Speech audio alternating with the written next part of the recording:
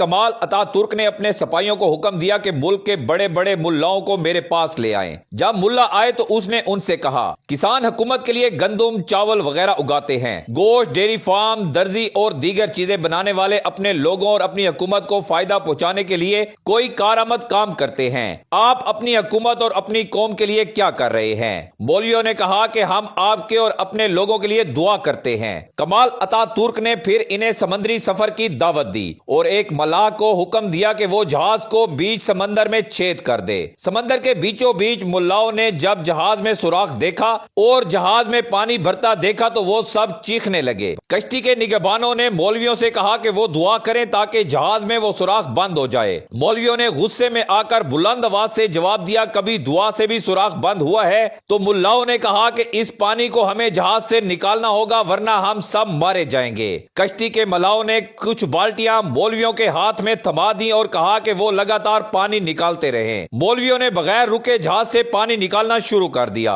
ملاؤں نے جہاز کو واپس موڑا اور تیز رفتاری سے ساحل پر واپس پہنچا دیا۔ سب ملا تھکن سے ایک کونے میں گر پڑے۔ کمال اتا ترک ان سے پھر ملنے آئے اور ان کی طرف متوجہ ہوا اور کہا، اب آپ لوگ سمجھ گئے ہوں گے کہ ہمیں آپ کی دعاؤں کی ضرورت نہیں۔ آپ کو ملک اور قوم کے لیے کچھ کام بھی کرنا ہوگا تاکہ آپ کے فائدے عوام اور حکومت تک پہنچیں۔ کام کے سوا کوئی ملک دعاؤں سے ترقی نہیں کرتا، اور آپ ملاؤں نے ہمیشہ مذہب کو اپنے ذاتی فائدوں اور اپنی دکانوں میں سجا کر غریب اور جاہل طبقے کے لیے استعمال کیا ہے۔ اسی طرح ایک واقعہ اسلامی کتابوں میں درج ہے کہ امام جعفر صادق علیہ السلام کے پاس ایک شخص اپنے بیٹے کو لے کر آیا کہ اسے دین سکھانا ہے، تو امام نے جواب دیا کہ پہلے اسے کوئی ہنر سکھاؤ، کیونکہ اگر بغیر ہنر سیکھے اس کو تم دین سکھانے لگ جاؤ گے تو پھر یہ بجائے کوئی کام کرنے کے دین کو ہی بیچے گا۔ اور آج کل آپ کو پاکستان میں یہ مولویوں کا دورہ معیار کھول کر سامنے آ رہا ہے۔ انہوں نے دین کو بیچنا شروع کر دیا ہے، فرقوں کی دکانیں بنا رکھی ہیں، اور کبھی بھی آپ کو یہ مولوی حضرات جو دین کے ٹھیکیدار بنے ہوئے ہیں مظلوم کے ساتھ کھڑے ہوتے ہوئے نظر نہیں آئیں گے۔ ہمیشہ یہ ظالم کی گود میں ہی بیٹھے ہوئے نظر آئیں گے۔